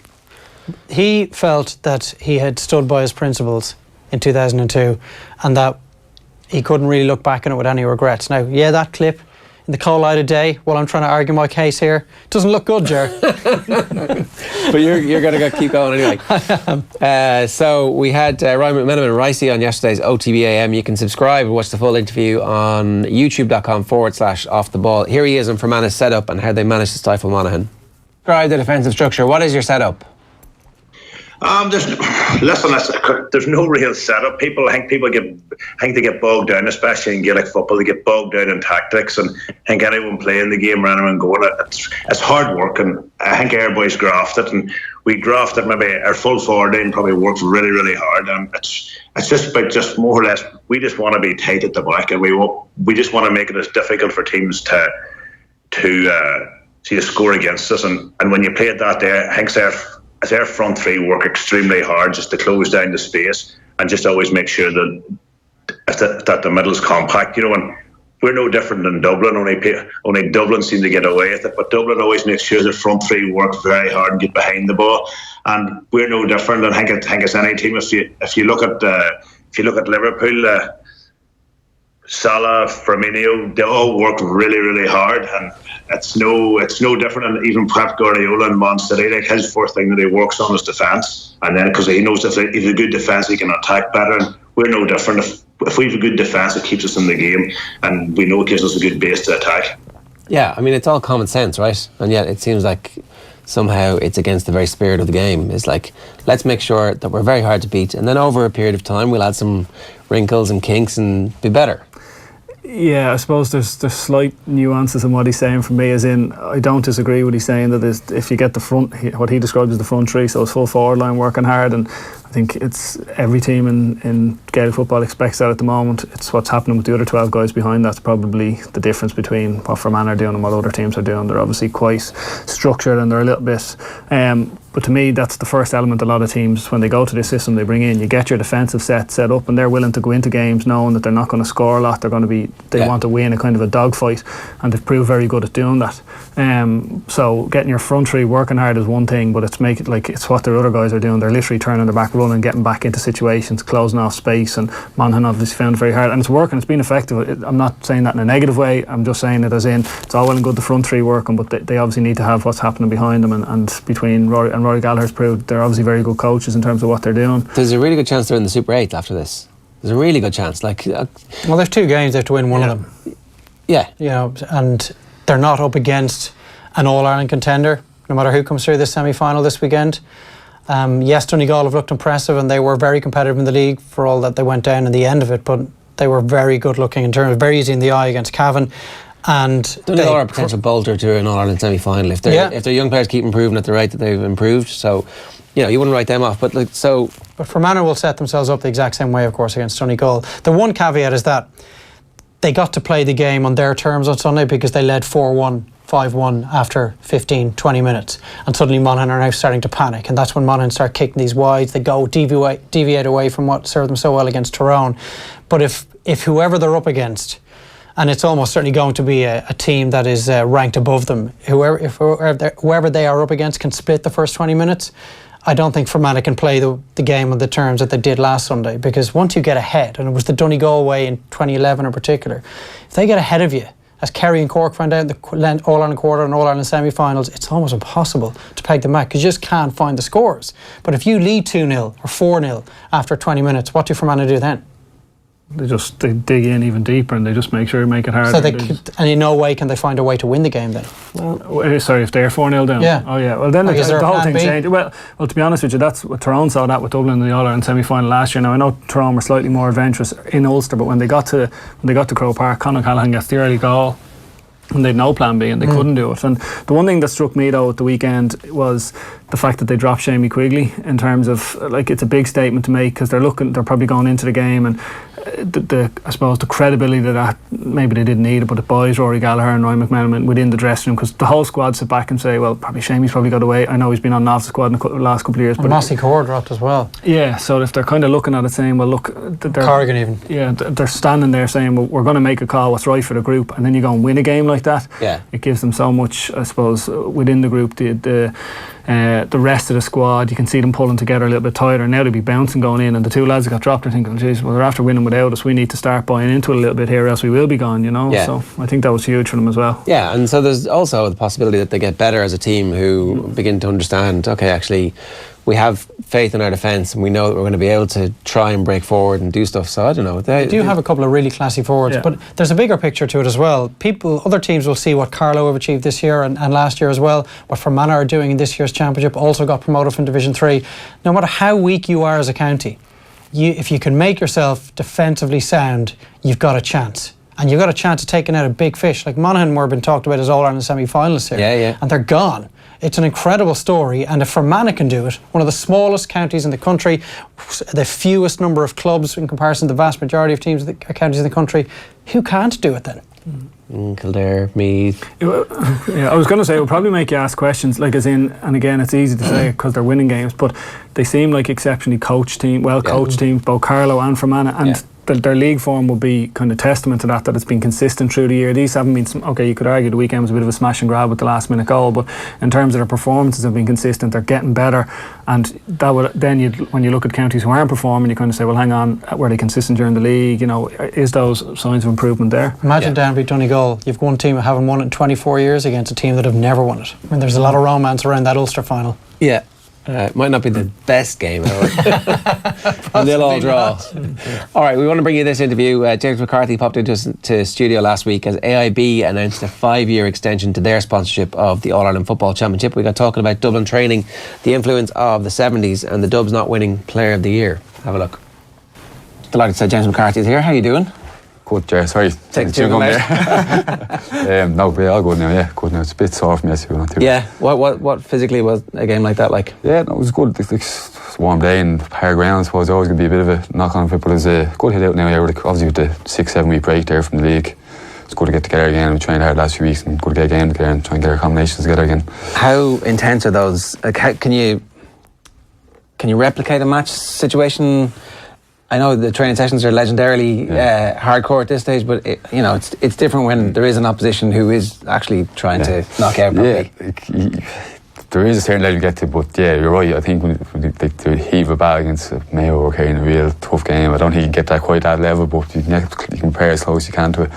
And there is good with clipping our game because there's so many guys pushing at the moment and they're tight, and you can't be going in lackadaisy because you get caught to it and you get guy clip a few scores off you, so you just got to be sharp. Yeah. One thing I was always interested in is that the club matches are so intense and the rivalries are so intense, and they get very physical as well. Yeah. I mean, a little bit of it must carry into training sessions, right? Like, in the nicest possible, friendly way. There's always a couple of vibes there in the Dublin, like Ballybowl and Kimbercool, you'd ourselves, in the Fiend and ourselves, Vincent, there'd always be a bit of bite there, but no, in fairness, they were pretty good. Like, when we go back to Dublin, we're all unite again and kind of put any little grievances away for And what about when you're marking one of your own club mates? Is that a bit tricky? Yeah, it would be. You hammer them the same? Yeah, you would. You would. Bragging rights, I suppose. Yeah, well, no. It can be tricky at times, but look, it's for the greater good. I suppose everyone they know if you give them your best, they're giving you your best. It's for the you get the best of each other. That's the contract everybody enters into. That would work safe that way. Maybe shake hands at the end of it, it'd be all right then. At what stage of the year is the training games at their most intense? Is it before the season kicks into gear, or will you be going hammer and tongs at each other this week? Yeah, it's tricky. It's probably pre-championship kind of coming in. Like, so obviously, you want to start playing for championship, there'll always be a bit of bite down, but no, they generally do be pretty good all the way through. They're just a tough going now. You have to be ready for them. Yeah, like you mentioned there at the start about being in a heated battle with somebody like a Kerry or a Mayo at that point. I'm always interested in what that's actually like once you're in there. Presumably the 70 minutes just kind of flies by in a bit of a blur. But do you feel yourself stopping for a moment and thinking about the instructions that Jim Gavin or the rest of the backroom staff have actually instructed you to execute, or is it just raw emotion and kind of muscle memory almost? It's a lot of times sometimes just through that raw emotion, to be honest with you. Like you plan for 3 weeks for these big games, and then 2 minutes in the game everyone's going out to win. It's helter skelter, like end to end, and you can barely catch your breath, so you're just kind of surviving nearly at that stage. But you do, when you can, you try and catch your breath and try and refocus yourself and just have a look around and what's trying to assess what's going on, and try and make sure we're sharp. But a lot of time it's just blood and thunder really, and it's guys cracking into each other and a tough going, Yeah, because you're a team well renowned at this point for figuring games out. That's what everybody says about this team, is that if they're in trouble with 65 minutes on the clock, they will figure a way out of this, which suggests to me that you're able to be a little bit more cold and calculated when it really matters than other teams. Yeah, like I think I think if we go try and go to a self attitude we can, so like just working the ball at the man in the best position, them key moments, simple things, having your good skills under pressure. We do a lot of work on our skills, our catching, our kicking, and it's basic stuff, but it'll stand to you in them tough moments with your hand pass, like a simple thing from a hand pass going on the ground or a hand pass going on the chest, that could be a difference of a score or not a score at that level, you know. So we just try and get the fundamentals really right and make sure we're working for what's best for the team, and that normally works itself out and it leads to a score or leads to something that you need to do, you know. One of the other things about your team and your group is that so many of you had dads who played for the Dubs as well. I wondered what kind of, is it a coincidence, is it a fluke, or what the influence of your dad, for example, and you growing up? I definitely don't think it's a fluke. I suppose you're running a household, like I have 3 older brothers at home, I have my dad at home, and like, we're just playing football from the beginning, playing every sport, not even just football, you're playing everything, running, swimming, you know, rounders, everything, and it's that kind of competition there. And I always had that kind of, I suppose, guiding hand, if you like. I can always ask him a question, or we've done a lot of training together and stuff like that. I suppose it definitely helped me growing up, kind of just get ready for it. Because there was an expectation there that it's possible that you can do this. Yeah, that's it. Like when I was growing up, I didn't really know, obviously, initially, and then as I started in 12, 13, you start hearing the stories and you realise your dad, someone played, won a couple of rounds and stuff, and you kind of wanted to do that then as well. And then like he's evolved. When I started from 17, 18, he's evolved by him keeping as well. He was one of the selectors, and plenty of fights over the years as well. Like, between you and him? Yeah, because he would, you know, it was great in a way that he was very honest with me. There's no blowing smoke up. You know, it was straight shooting, and it was the best for me really growing up. Because sometimes people kind of won't tell you what they really should tell you, like, you know, it's probably too nice to you. So that was kind of great for me growing up with that. But yeah, no, I think it's no coincidence. You've Dean Rock, I suppose, you've Jack McCarthy, you've Bernard Brown and Kevin Graham, a few of these different guys that their parents played and they're on playing as well. So. Yeah, and that there was such a kind of quite a big gap really between that team and your team as well. Does that make it easier then when you come out from being part of, when your dad's no longer part of the selectors? It's like when Jim sits you down and says, "I need you to do this," you're like, "Well, that was all right. That was okay. Could have been worse." Yeah, that's definitely an element to it, all right, but. No, look, it just definitely stood me to good Steve growing up through the years. Yeah. So. One thing I did want to talk to you about was I thought you were definitely in the shout for Footballer of the Year last year. And it's the second year in a row that the Dubs have not won the individual award, even though they've won the All-Ireland. And ultimately, at the end of your career, you win the All-Ireland and it's all grand. But does that motivate players at some level to think, it's a bit funny, we're not getting quite the credit that we deserve as individuals? Of course you'd like to win the awards, that's just human nature, but do we lose sleep out? No, not really. Obviously it'd be a little cherry on top at the end of the season, but no, very much folks, won a couple of rounds now, and I mean, hugely, I cherish them a lot, you know, we've gone up and once the teams do well, we're winning, I'm happy.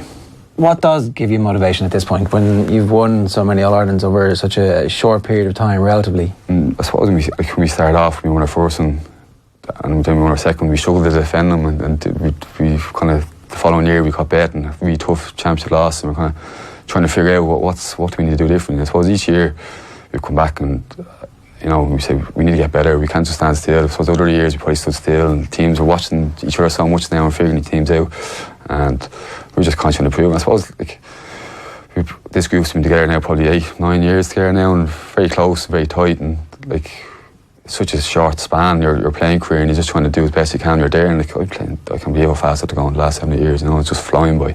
So just trying to do max the best you can. We're there, and we're all going to be close, and we get on well, and we push it hard, and I think that's translated in the pitch. You know, it's remarkable that 4 years down the line, 2014 is still an element of the squad, that it's still an element that's pushing you forward, isn't it?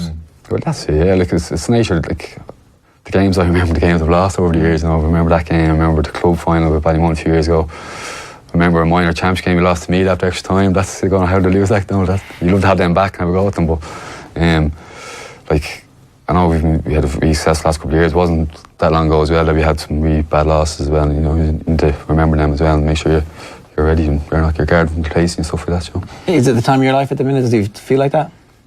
Yeah, we're having really enjoying football at the moment, and we're having a great time. Yeah, we are. James McCarthy with us last week as AIB announced the renewal of their sponsorship of the Senior Championship for 5 years. There's a case for him to be the best footballer in the country at the moment, over a sustained period over the last couple of years? He's certainly in the top three, I would say, no doubt. He's a Rolls Royce footballer. He's so good, and even in the level he's improved in the last couple of years. You know, his adaptability to be able to play in the half back line, to be able to play midfield, and we take that for granted. They're not the same roles. They're completely different. And actually, he just fine, I'll do that. Yeah, I'll do that. Yeah, I can play there. Yeah, and he's so good at it. Now his natural athletic ability is frightening, and the ground he can cover, the speed he can cover. Like, I always remember Mickey Whelan saying when James first came into the squad, when we were doing a lot of running, Mickey would be standing back and he'd say this kid could be a 400, 800 metre runner, and when you see him gliding across the ground and doing it at pace with ball in hand, you can see why he'd say that. But like the level of consistency he's brought in the last couple of years, and that kind of drive and toughness that he brings to that middle third of the Dublin team, I think has been critical. Yeah, the Meath footballer that he shouldered out on the touchline a couple of years back. Was it Graham Riley? Yeah, Meath were actually going well. This was that was under Pat Gilroy, was it? No, it was under Jim. Was it? Okay. Yeah. So, but Meath were going well. It was at that point where maybe Meath might be able to. It's like, no, game over. Thanks very much. The reason I'm laughing, I was actually doing updates for Off the Ball up in the media centre in the Hogan stand, and I think could have been my first or second year doing it, and I went to an update and I was like, oh, James McCarthy's after putting Graham Riley on his arse, and I was like, can I say arse on national radio? But that's exactly what he did, and I was just like, it was an incredible hit. And I don't know, for anyone who saw the club, the Dublin club final this year, Vincent's were playing Ballymun, and the very first minute James absolutely nailed Nathan Mullins with one of the sweetest, and like, I was obviously on the opposition team, and it was one of those, the whole ground, and me included on the pitch, everyone went, oh, the minute he did it, it was a fair, right on the shoulder, right on the button, and you know, it was one of those where I think everyone kind of sat back and went, "Jeez, that was some hit." Yeah, he seems to. He knows what's required at any given moment. James McCarthy. I think he's developed it over the last 3 or 4 years when he's become a real leader in the team. That shoulder was. I think there was about 12, 13 minutes left in that Leinster final. There were 3 points between them at the time. As you said, Ger, Meath had their dander up. They felt they were really in the game, and they were going to be able to take it to their 70th minute and beyond against Dublin. And then McCarthy flattens what is their marquee player, and everybody just kind of sits up, as you did in the stand, as you said, and just took notice of it. Well, and you almost felt like the rest of the Dublin team rode in behind him as well. And in the last 2 or 3 years, his ability to kick off both feet has definitely improved. His ability to get forward and curl it in off the instep on his right foot in particular, that's definitely improved. He wasn't really a point scorer when he first arrived in the scene, although he got that brilliant goal in the Leinster final in his first season, didn't he? Yeah. Against Wexford in what was a massive game, and Wexford were very much in that one as well. He got a great score on his left foot, and I can't remember the exact game, but he got a brilliant score off his left foot off a tight angle in one of the either semi-finals or final against Kerry Mayo in the last couple of years, and I thought the exact same. I was looking at it, and to me it was a perfect example of his improvement, of his skill set, and in terms of the time he's put in off the pitch in the last couple of years. Yeah, now he obviously gave the very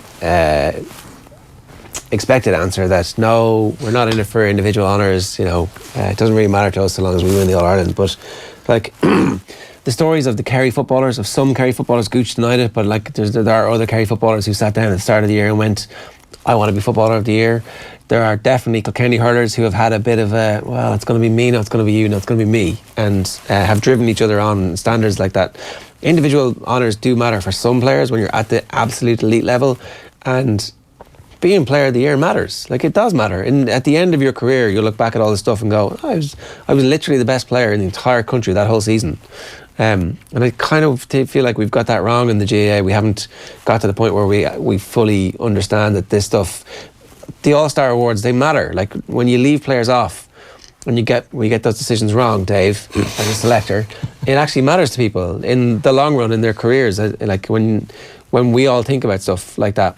And so it must be somewhere along the way a motivation to that group of players that 2 years in a row, none of their team was considered the best footballer in the country. Surely.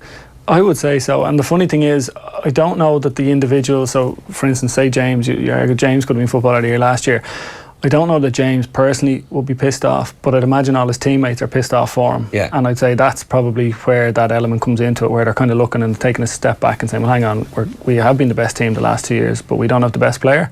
And on either occasion, and look, sometimes that does throw itself up, like Bernard Brogan was footballer of the year in 2010 and we were beaten in the semi-final, you know, so like sometimes players do have exceptional years, but I suppose the last couple of years have been debatable, and certainly on All-Stars it comes down to, again, it could be you need to get a certain quota from certain counties in and different things like that might have gone against guys, but I would say they would use it for motivation. I would say they have felt a bit slighted in certain decisions like that. I would think the way Dublin play and the extraordinary standard to which each of them must reach to be in the team negates their ability to win Footballer of the Year awards. The last one they got that was the most standout one was McCaffrey, Michael Darmacaulay about one in recent years, but the one you mentioned in 2010, Bernard Brogan, was a coming Dublin team on the back of that terrible defeat to Meath in the Leinster Championship, and they've been hockeyed by Kerry the previous year, by Tyrone the previous year. Bernard Brogan was comfortably the standout player in that Dublin team, and it was no debate, even after Cork beat them by a point in the All-Ireland semi-final, that Brogan wasn't going to get the Footballer of the Year award. But who is the standout player in this current Dublin team? I mean, they're all extraordinary athletes, brilliant footballers. It's very hard to actually pick the superstar.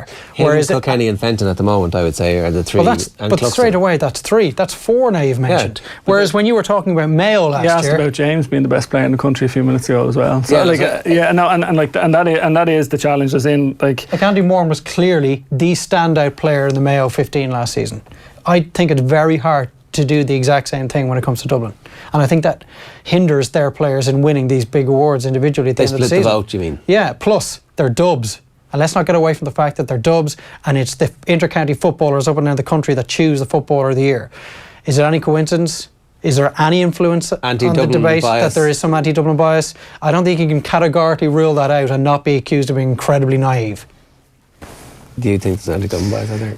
That's probably human nature, yeah. Probably falls into it a little bit. And look, people looking at the here, we're both dubs, yeah, right? I'm glad you brought that up, Dave. But at the same time, I think you can't rule that out. That if it comes up to a 50-50 toss-up between Andy Moran and one other guy, the guys living outside Dublin, a lot of them will go, well, Andy Moran, he deserves it. You know, he's played so well, and in the twilight years of career, he led Mayo to another All-Ireland final. He's been going since 2004. He's played, 6 All-Irelands, not won any of them. Does everybody vote as well? Is this like the PFA Player of the Year, where it's like one guy goes around the dressing room and goes, yeah, we're going to, or the Irish lads vote for the Irish lads?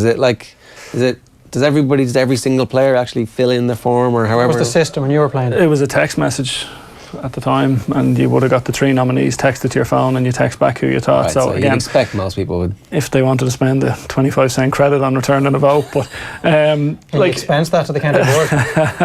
I didn't try it anyway. But I think there is merit in the we could sit here now and you could argue for Brian Fenton being the best player or the most important player in the Dublin team. I could argue Kieran Kilkenny, you could argue Stephen Cluxton, and we could probably throw in 2 or 3, maybe not quite at the level straight away, but you watch Conor Callahan this summer, you watch Jack McCaffrey if he gets back fit this summer, and all of a sudden they're back in the same conversation, and you're thinking, Jesus, where do you go? So that probably does spread it out across the Dublin players rather than having. Now, if one of them goes and has an unbelievable year, it's going to have to get to some level to surpass probably his own teammates. But that's why I think it's one of those things. I genuinely think they don't care individually, but as a team, then they'd be like, geez, well, one of us should have got it. Yeah. We don't really mind if Brian Fenton gets it or if Kieran Kilkenny gets it. We don't really have which one of them, but one of them should have. I also think it's over the bits where we don't see enough of them in tight games to go, oh, he came through in those clutch moments, because they had such a cakewalk through Leinster. And Leinster's always been irrelevant. So he scored an amazing goal last year against Kildare in the Championship. They really killed Kildare. The game was close in the end because it was only 9 points. But it was over after he scored this brilliant goal where he kind of waltzes through, looks up. But it's nowhere near being one of the standout moments of the Championship. Because it's against Kildare. Exactly. Whereas actually if he does that against... one tight game also all year. It was the All-Ireland final against Mayo. So people don't see individual Dublin players dragging the team over the line. And this year they're going to see them against proper teams away from Croke Park, the game in Croke Park, and then the third game there will be proper matches where you'll have to go, and then a semi-final and a final as well. You said splitting the vote. Often there's 2 dubs out of the 3. That doesn't help them either. So I think a lot of we talk about all the advantages that Dublin players have as regards geography and resources of various types, shapes and sizes, but when it comes to the Footballer of the Year vote, there are a couple of mitigating factors involved in them not getting it. It's a good problem to have, in fairness, because if you're in that conversation, it means you've obviously had a pretty good year and you've got guys playing to that level, and I think at the end of the day, if they took a step back, they'd gladly be, if they're feeling slighted every year because someone else is getting Footballer of the Year and they're winning All-Irelands, they're not going to care. Yeah. One thing this week, the 4 players left the panel. In any other county, it's kind of like, ooh, what's going on there? But this just seems like it's the kind of natural ebb and flow of a panel, that slightly younger players come in, players who have been there for a couple of years aren't actually either in the starting lineup or in the matchday squad, and they end up just kind of, that's just the natural wastage of how a panel works these days, right? I think so, yeah. And like, I think if you look at the guys that they're talking about going, you've Shane Carthy from Naomh Marnogue and Kieran Redden from St Maur's of Rush, Shane Carthy from Vincent's, and fourth was Emmett, and like the majority of them have all been on the squad for a number of years now, and they've played the first Emmett, Shane Carthy from Naomh Marnogue and Kieran Redden have played quite a bit of league or O'Byrne Cup, but they haven't really featured in championship squads too much. So again, this feels like when you get to this stage of the year, and like they could possibly be in numbers 30 to 40 of the Dublin squad. There's no shame in that. It's an incredibly tough squad to get into, but the reality is they're probably in limbo for the summer because they're probably just on the outside edges of it, and I presume they're making a call based on where they are in their own lives in terms of finishing college, work, whatever they're doing, that if there's an opportunity to go and play in America for the summer. Shane Carthy from Vincent's might be slightly different in the fact that he played a little bit more. He played championship last year a couple of times, he started a couple of league games this year, came on in the league final in April. So does this happen every year? Are we only hearing about it this year?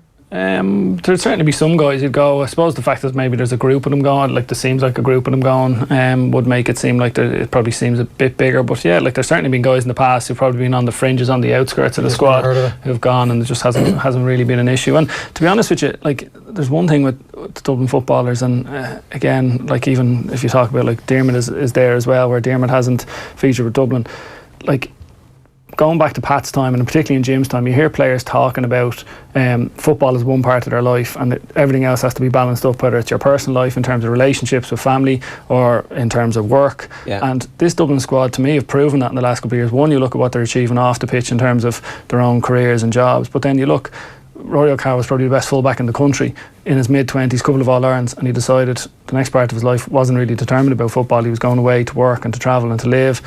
You've seen Jack McCaffrey as the footballer of the year, took a year out. Paul Mannion's taken a year out. So it's not a unique thing for guys within this group to do that. If they feel all elements of their life aren't in sync in terms of where football is at the moment, then they're not afraid to step back and say, yeah, I need a bit of time. It feels like this year and next year are kind of the most important though, because they are, we feel, on the verge of a 5 in a row. Like, they've done 3. See, like 5 in a row, like you're just skipping the next 3 months. As in, like, I think from the outside people will talk about 5 in a row because 5's the next kind of big number, a milestone number, it feels like, because it hasn't been done.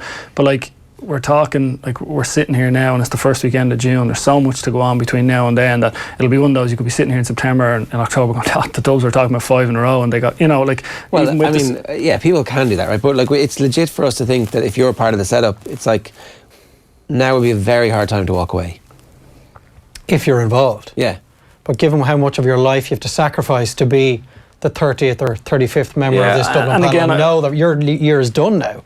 You've the league, O'Byrne Cup's out of the way, league's out of the way, almost certain that you will not get a minute of game time with a Dublin jersey on your back between now and September. A lot of people will just think it's just too much of an ask, and then if a little bit of an offer comes in to help you on your way to the States, it's very awkward to turn around and refuse that. Yeah, I think, like, again, from outside looking in, it's always, oh, well, like, why wouldn't you stay involved? But sometimes when you're in that, when you're the person in there, and you're like, it can be so consuming, and you're sitting there, and then when an opportunity comes, or when you sit there and say, well, hang on, what is happening in the rest of my life? Do you put the next 2 years on hold to be part of possibly a 4 in a row or a 5 in a row team? But then you sit back and say, well, I'm after wasting those 2 years and all the other parts of my, you know, I'm now left a bit of career behind, or personal life, I've sacrificed things that, you know, and that's what guys have to make a call. And obviously if you're in a situation, you hear James talking about how he's really enjoying it, he's having the time, but if everything else is set up and you're able to commit to it, brilliant. And that's obviously what the majority of guys are doing. But I think there's probably a respect there for guys who, if they make a different call. The fact that Leinster has played out the way it has, that it looks like it's going to be Longford and then, well, obviously it is going to be Longford and then either Laois or Carlow in the final. Like, the games matter in a way, but we won't really see Dublin challenged, it feels like, until... To me, like, I think Dublin have proven in the last couple of years, to them every game matters. You saw them going down a couple of weeks ago against Wicklow down in Port. Like, they didn't name they named as strong a squad as they could have had at that day. The players all seem to perform. Like, you see the last couple of minutes, and again, you're basing it on highlights, or like, I was down, you're looking at it and you're seeing Brian Fenton kicking scores in the last couple of minutes, and like, his left foot 35 yards, and we were talking a couple of minutes ago about moments in these games don't get consideration when you're talking about footballer of the year. Some of the skill set that was on show that day, and someone say, oh yeah, but it was only Wicklow. Yeah. But to be able to take a ball on the spin and do it on his right foot, and then 5 minutes later do it on his left foot, I was sitting there going, wow, like I was impressed. You know, you're sitting there going, that was really impressive. Yeah. So these guys are looking at it as an opportunity to challenge themselves, and again, that's what it is. They're kind of competing. The guys coming into the squad, or if they're like whoever wasn't in the 26 is probably looking, well, how do we get into it? And that's why they matter, but it's like but like I suppose from the grand scheme of things in terms of the challenge, the reality is, are Longford going to give them a serious challenge this weekend? No. Will they probably get a serious challenge in the Leinster final? It's unlikely. So the Super 8s is, you'd imagine, the first time they're going to, well, theoretically, but we gloss over the fact that this season they're going to win the Leinster title by playing 2 Division 4 teams and a Division 3 team, but they played 2 Division 1 teams in the quarterfinals and the semi-finals of last year's All-Ireland, and they just stroked the two of them aside as if they weren't there, and it was only the Mayo game that afforded them any kind of a test. They hammered Monaghan and they hammered Tyrone. They could well hammer all before them in the Super 8s as well, and we'll have to wait again for a semi or a final for them to actually be asked big questions. The other dubs that are in action, obviously, are the Golden State Warriors, who are 2-0 up against the Cleveland Cavaliers after one of the most dramatic opening games or final moments in any sports event that I've ever seen, where the Cavs have 2 free throws to win it. The first one goes in, the second one they win the offensive rebound, and the guy dribbles the ball away to safety. It's like one of the weirdest things you're ever going to see. But what's happened afterwards is this amazing footage of, like, basically LeBron cam follows him over to the sideline where he asks the coach, did we not have a timeout? And the coach goes, we did. And then it's like, oh God, because the coach doesn't call timeout. So the mistakes are multiple, and the footage doesn't show LeBron getting himself back up for the 5 minutes of overtime. It's weird. It is weird. So, explain to me how the timeout would have worked there, as your man has dribbled the ball away from the scoring zone. Because they had possession, they could have stopped the clock and basically started a set play. Like I think there was. So you can stop the clock mid-play. Yeah. All right. And if you watch the footage, so J.R. Smith catches the rebound and he runs away from the basket, and it looks like Parton's trying to get the ball to LeBron, and LeBron is pointing, as you can see. Well, that was after the buzzer. He's kind of saying, look, why didn't you go back at the basket? But as J.R. Smith passed to somebody else, LeBron is trying to call timeout, but it's too late. The refs don't see it, and the game ends basically on a bad So he's shot. saying the coach should have had the awareness to realise he's what. saying J.R. Smith should have known what the hell was going on. Yeah, but LeBron also saying the coach should have known what was going on and called a timeout when he realised what Smith was doing. We're talking milliseconds here. There's 4.3 seconds left on the clock, I think, when the free throw goes in. So the coach at that point should just step onto the court, like in front of the referee, and go, because there's 2 scenarios. There's 3 scenarios. 1, he gets it and you're a point up and there's 4 seconds left. 2, he misses it and they get the rebound, in which case you have to go into defence straight away. And the third scenario, there's only 3 scenarios, it's not like a million things can happen, is that you're going to win the offensive rebound. So but I suppose wrestle the referee to the ground and go, get that time out. But like when he wins the offensive rebound, I know he's Kevin Durant standing in front of him. Do you let play develop? Is that well, like, as in, I think the common consensus from a lot more people who understand basketball better than I do is he would have had an opportunity. You got to try and make a shot. There was a scoring opportunity. So if a coach comes on, so the minute if his player rebounds and you come on and call timeout, then you're getting lambasted going, he was under the basket, why would you call timeout? So when he starts running away from the basket, then maybe you say, oh, here, hang on. But then I suppose you've got to trust your players. You've got to look and say, well, hang on, maybe he sees something on and obviously in hindsight he didn't. And I think that the insinuation is he didn't know the score. He thought they were 1 up when he caught the rebound, so he thought he was killing the clock. Has he explained himself? He denied that. He said he knew the score of the game, and he just said he was trying to create he didn't have an open look because Kevin Durant was standing in front of him, so he was trying to create space, but I don't think anyone believes it. I was looking at the stats this morning. In NBA playoff history, 282 teams have found themselves the teams who found themselves 2-0 down after the first couple of games of the playoffs, they're 282 for 20.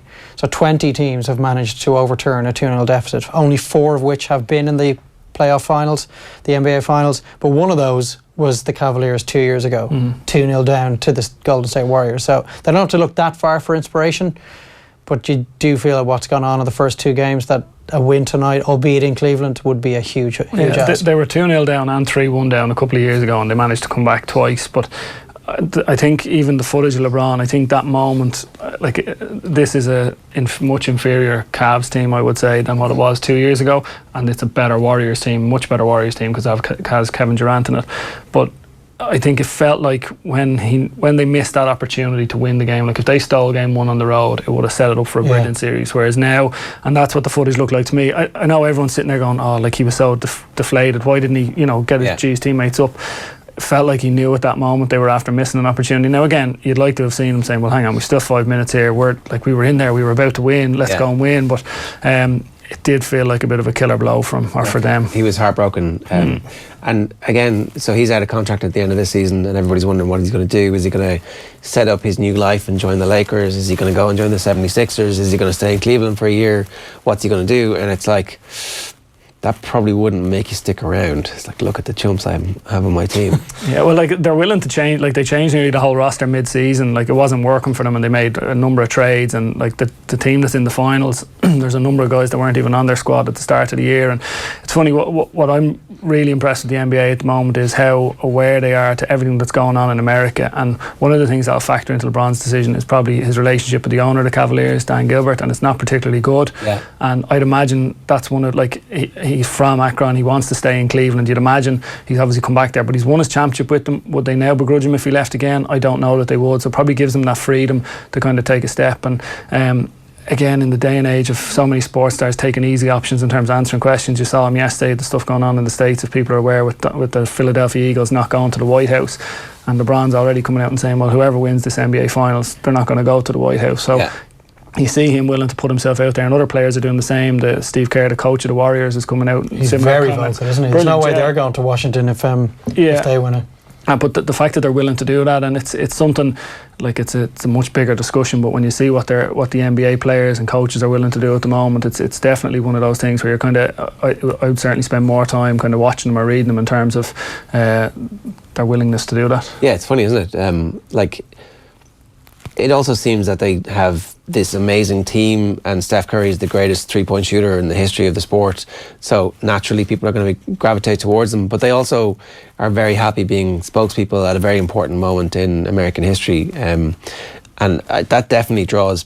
It sucked me into the sport in a way that, like in previous years, it would have been like, okay, it's the basketball, it's on, I must watch the finals, I'll try and catch the highlights. But now it's like, ooh, I really want to see what happens when LeBron takes the court, because, well, he's probably one of the greatest. He's probably the second best, if not the best player that's ever going to play the game, who's actually playing as well as anybody. But he's definitely the most interesting athlete spokesperson that there's been in the last 4 decades. Like, if Kaepernick kept doing interviews and was also the best player, you would have to say, well, what Kaepernick's done is unbelievable. And it is unbelievable, but and it's stupid comparing them, but I don't know why I did. But anyway. Yeah, but I suppose for me it's the contrast in way they're received within the leagues. Like Kaepernick and Eric Reid, they come out and make the statements they make, and they're ostracised from the league. They can't get a job, owners won't touch them, and you see what Trump's gone and done with the NFL. Whereas you look at this and basketball seems to have a much closer bond to, I suppose, what's going on, and certainly in terms of the race relations and all that in the States. And like that, you see Greg Popovich from the Spurs, and you see Steve Kerr, and these are high profile, these are probably the best basketball coaches around at the moment, and they're not afraid to basically say what they feel and give the right answer. Well, I wouldn't say the right answers, obviously it's your own opinion, but in terms of what they feel is right for them, and you can see, like, I look at it and you can kind of see, well, why are these guys playing so hard for them? They're obviously incredibly talented basketballers, but the connection they feel and the willingness of even coaches to come out and or even owners in the basketball side of things seem to be a little bit more in tune with what's going on. Yeah, you're on a promise with Steve Kerr. He's going to play golf in Ireland sometime. We're going to bring him over. Yeah. Well, I don't know. I was at a game in Boston in November, and I saw the Celtics and the Warriors, and it was a brilliant game. The Warriors actually led by 17 at one stage. Not bad seats. Yeah, they were pretty good in fairness. They are big guys as well. It's only when you're kind of there and you're at that level you see the size of them. But we were at the game. The Warriors were up by 17 at one stage, and the Celtics came back and beat them. And it was around the time you could see some of the young Celtics guys, they were beaten in the Eastern Conference Finals by the Cavaliers, and they've got some young guys coming in, Jason Tatum and Jaylen Brown, they're first and second year players, and they were brilliant on the night. And it was one of those where you're kind of looking at these guys. This could be a good team. Yeah, they're going to be very good. And now Kyrie played, and he was injured all through the playoffs, and he was brilliant in the fourth quarter, but it was good. But we managed to get down pretty much down to the dressing room level area, and it was where they were coming in and out doing all their interviews, and we were outside and there was a couple of kids in front of us, and I had to remind myself I was a 36-year-old white guy at times, but there was a lot of kids down, and they obviously wanted when Kevin Durant or Steph were coming out, or Kyrie, they were obviously all calling them. But there's a big centre for the Warriors, Zaza, I'm not going to try and pronounce the second name, he's Eastern European, and like as all the players were coming out, all the kids were shouting, they were trying to get them to come over, the guys to come over and shake hands and say hello. So Zaza walks out, and for whatever reason, maybe it was the couple of beers I had, I was like, yeah, Zaza, yo Zaza. No one else was calling him, and he starts walking over towards me, and I was like, oh God, there's some 6'10" Eastern European, and I think he thought I must have known him, and as he got closer he kind of realised I don't know this guy, and I was like, alright. And he just said, yeah. And then I was like, do I go for the real awkward handshake? And to be honest, big fan of your work. Yeah. And it was one of those, I think then he thought I was taking the piss out of him, and I was like, I promise I'm not taking the piss out of him. But what was worse was someone behind goes, hey, nice coat. And he was wearing a long trench coat, and he did think they were taking the piss out of him. I was like, oh, this isn't going to end well. So, we might put, that was my Warrior story down by pitch side. But it was... Kerr's an interesting character. He kind of is happy to stop and chat as well. Yeah, well, again, it's interesting watching them in like the media element. For me, I was looking at it, and they have a backdrop set up for both teams, and pretty much all players come in and do media straight after. Yeah. And again, going back to they're also open and they talk. And again, it's not just they talk about what happened in the game, and maybe they get into more detail about social issues outside of it. But as they were coming in and out, a couple of the coaches are coming. Some of their family and friends are there. But again, you're talking, and it's like. You see players, and I've been over in soccer matches or rugby matches, and guys are coming through those mixed zones and they're in and out of there as quick as they can, and they don't want to engage with other people that are there, whereas there didn't seem to be that element. There wasn't that rush on, and they were like that. If you're introduced to someone, they take a minute to say, oh yeah, okay, where are you from? And obviously sometimes when you say Ireland and America, particularly when you're in Boston, they probably might chat to you for a small bit longer. There's probably that. But Steve Kerr was talking about golf courses, and he wanted to know about Irish golf courses. He seemed to have heard about a couple of them anyway, so I was trying to tell him, oh yeah, when you come over, we'll bring you golf, and we can extend the offer. Absolutely, yeah. Get 2 times anywhere for that guy. The other last thing that we wanted to talk about was the top 100 paid athletes. The top 10 in reverse order: Matthew Stafford, number 10, Matt Ryan, number 9, Steph Curry, 8, Federer, 7, LeBron James at 6, which seems a bit low for him. Neymar's 5, Conor McGregor's 4, which seems like that's not going to last too long. Cristiano Ronaldo's 3, Messi is 2, and Floyd Mayweather, by virtue of the amount of money that he made from fighting McGregor, is number 1. So this is the Forbes list. And I wonder, is that Matt Ryan's old deal, or is that taken into account the new deal? He's just signed this deal right now, so maybe it's like retrospective. He signed it a few weeks ago, didn't he? So I'd say this is updated. I think I'm right in saying there was no female athlete in the top 100, which I would say isn't a particularly good look. Serena obviously didn't make it. She was the only one there last year. Obviously she had a baby in September, a daughter Alexis, and her 18 million wasn't enough to make the top 100. So she was still doing okay, but not enough to make the top 100. Rory McIlroy was 26th. Presumably McGregor, that's just that one fight, and that never I would imagine he's a lot tied up in terms of his commercial endorsements as well. Like, he's got a number of obviously premium brands who are paying him a lot of money, so the majority of it would have come from the boxing fight, and that's why you'd wonder in terms of whether they're going to be able to pay him enough to get back in and fight in the UFC. Like, if someone writes you a check for, is it 50 million, 80 million, and then someone offers you 6 million to go in and fight, are you going to go back and do that? And that's why I actually think I'd be surprised if you don't see him going back boxing if they can get another fight, as in purely for the money. So he should fight Khabib first though, right? I don't know if he should fight him. No. As in I don't know if it's a particularly good matchup for him. As in, he could lose.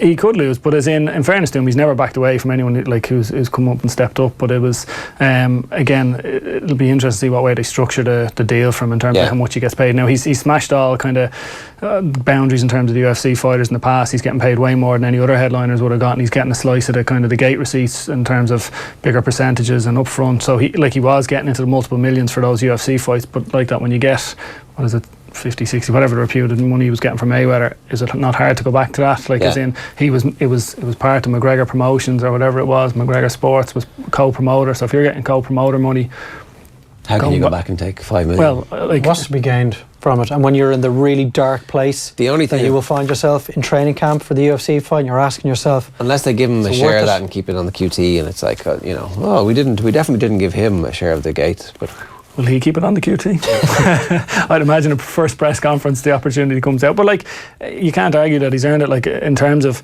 if boxing has a model like that where they can pay fighters to put on shows like that and they get that money, to me, UFC are totally underpaying guys. And like, even if it's hard to argue McGregor's underpaid if he's getting 7, 8, 10 million off the UFC, but you've got guys fighting on those shows and they're fighting for 30 grand show money, and then they're getting win bonuses. So like, there's a massive, I suppose, difference between the values there. Yeah, the UFC is a swindle when it comes to how they treat their fighters. But yeah, and obviously LeBron James at number 6, you kind of feel like he should be the world's most highly paid athlete, given that he's dragged that team on his back, and it's a team sport, but really, you know. Yeah, and the one thing for me, and I know he's getting older, but it'd be the likes of Tom Brady. He's not like you see Matt Stafford, you see that's dodgy. That's Ryan. Been dodgy the whole way along. Well, that's obviously he's taken a team-friendly deal. So and then suddenly they find some way somewhere along the way for the Kraft money to make its way to the Brady Bunchen house. But maybe when he's not even the highest earner in his house, maybe he doesn't need that extra couple of millions. You know? But he's still earning 20 million a year, and he's walking away with all the Super Bowl rings. None of the quarterbacks up on the screen that we just saw there have got a ring between them. No. That list will change in the next couple of weeks when the Green Bay Packers finally get around to giving Aaron Rodgers the biggest deal. So Matt Ryan got 100 million guaranteed. Give him all the money. Yeah. All right, Mossy, good stuff. Thanks very much for joining us today. Sure. Dave, thank you. Cheers, lads. That's pretty much all that we have time for you this morning on OTBAM. You can watch it all back at youtube.com/off the ball, or check out the podcast. You can subscribe to OTBAM on iTunes, and if you turn it on, we'll come to you bright-eyed and bushy-tailed in your inbox every morning. Right, we're back tomorrow from 7:45. Owen's back, and we're going to be checking in with Alan Quinlan, who is in Australia covering the Ireland-Australia 3-test series, and we'll be getting his thoughts from down under. Apparently that match hasn't got much coverage in the local press because State of Origin is this week, so we'll get into that a bit more on tomorrow's show. Until then, good luck.